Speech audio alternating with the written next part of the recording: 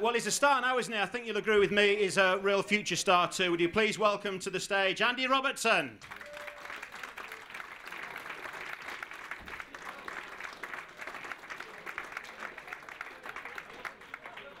Andy, thanks for coming up. We were all a bit disappointed, to be honest. It was a draw in the end. I don't know if that's a fair reflection on how you feel. It's a good point. It's a positive point. Let's be honest about it. What's the feeling for you in the dressing room after the game? Yeah, same as yours. Overall disappointing.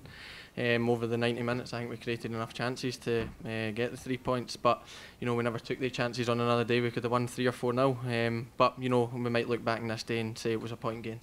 Yeah, we might do. We certainly hope we do. Let's just talk about your game, Andy, for a minute. You were man of the match for a reason. You had a great game, I thought, and I think most people in the room would agree with that. What did you make of your own performance? I was just happy to be back. You know, since the injury, I've not really came back in, and I've been trying to work on my fitness and things like that. And Robbie Brady's been doing unbelievable, and you know, I've been delighted for him. He's picked up a knock now, which everyone's gutted about. You know, you don't want to see anyone getting injured, but I was delighted to get back in, and you know, hopefully I can keep that space. Yeah, you're delighted to get back in, of course. The knock on Robbie Brady has got nothing to do with you, Andy, has it? No, unfortunately he just done it right at the end of training before the game at Stoke. I was on the same team, so nobody can blame me, but you know, he's just teared his calf, I think, but you know, hopefully he'll be back soon. As you say, he's been playing extremely well. It must have been frustrating for you, because usually where you've played your football, you've been first choice.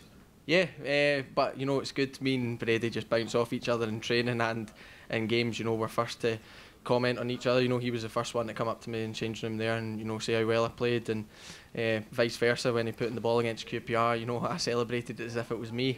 So no, we get on great, and you know, it's good to have that kind of friendly you know, banter kind of between each other. But you know, at the end of the day, you want to be playing, and you know, it's good competition to have. Andy, I've got to ask you, I'll be careful how I ask you, but I've got to ask you about some banter that wasn't terribly friendly between your gaffer and their gaffer. They're not on the Christmas card list, I don't think, in a minute, are they? No, I don't think so. I seen the gaffer getting held back by the linesman. I think Alex Bruce was getting a wee bit frightened out there, so we had to put an arm round him, you know, in case his dad get knocked out. But nah, you know, I think, you know, everyone's feeling it on the park, and everyone's feeling it in the touchline. You know, that kind of anger and you know, fiery. You know, the gaffer's always been like that, and you know, it's good to have. But you know, we can laugh about it now. Yeah, absolutely. It did seem to rev people up a little bit, as it would do. Obviously, there was a few tasty challenges flying in from both sides, to be fair. Yeah, I think you know, people were, once that was going on, you know, people were telling us to keep the head in the park. I think it was Dave Mylan. He just went up and smashed somebody the next minute. So I was, well, that just knocked that in the head. But no, it can have a knock-on effect. See, when you see, you know, people getting involved with each other, you know, it does bring out, and the fans get involved and all that. You know, it gets a wee bit fiery. But we settled back down again. We got the ball down and played. But you know, just unfortunately, we never got that second goal. Andy, you thought coming down from Scotland you were going to come to a slightly more chilled out, relaxed sort of environment, didn't you? I wouldn't say that.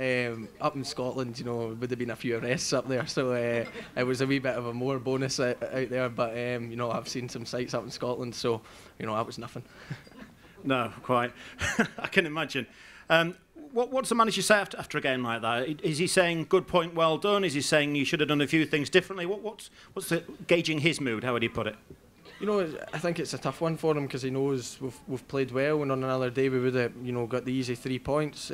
But you know, he's disappointed. He walked in, he wasn't happy. We talked about the goal. I think there was, you know, 4 or 5 mistakes leading up to the goal.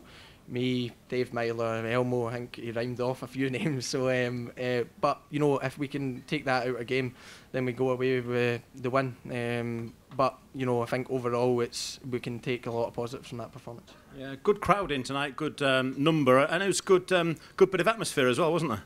Yeah, Sunderland brought a great crowd, and I think, you know, the Hull fans kind of bounced off them, and you know, they made sure they made it a home game, and I thought the fans were brilliant, and they got right behind the team, and you know, that's what we need to be the run in to the end of the season. Yeah, just tell us a bit about that, Andy. It's well, all run-ins are going to be difficult in the position that you're in. But how do you approach that? How do you feel about that, and how does the team feel about that going into the next however many games it is towards the end of the season? Some not easy ones, but ones you'd expect to win or do well in, against Leicester, for example, and then some absolutely rather more difficult ones against the like of Chelsea and Man United. Yeah, that's true. But you know, we've went to Man City, we've went to Liverpool, we've went to Arsenal, and we've all got points, and then we've went to Burnley and got beat. So do you mean that you just never know? But you know, we've got a lot of experienced players in there. Michael Dawson, Paul McShane, all the people that have been round the block. They know how to keep us going and keep us motivated. And all the boys are we're just aiming to keep climbing that table. But as long as there's more than 3 teams below us, then that's fine by us. We're sitting in a nice position just now, but hopefully we can start looking up the table. Yeah. Now, just a final point, Andy. Talking of violence, I thought Macca and Alex Bruce got on okay, but he just kind of wiped him out, didn't he? Is he all right? We'll be staying away from Macca, that's for sure. He came in, he's absolutely cleaned them out. But Brucey, I don't think he remembers it. Brucey came in with blood all over him. But Macca was just trying to win the ball, and I think he won it. Both of them, that's what they do. They just win headers in the air, and I thought they both were brilliant today, along with Doss. And I think they'll probably have a wee laugh about it on Thursday. Yeah, on Thursday maybe, not tonight, but on Thursday. Ladies and gents, your man of the match, Andy Robertson.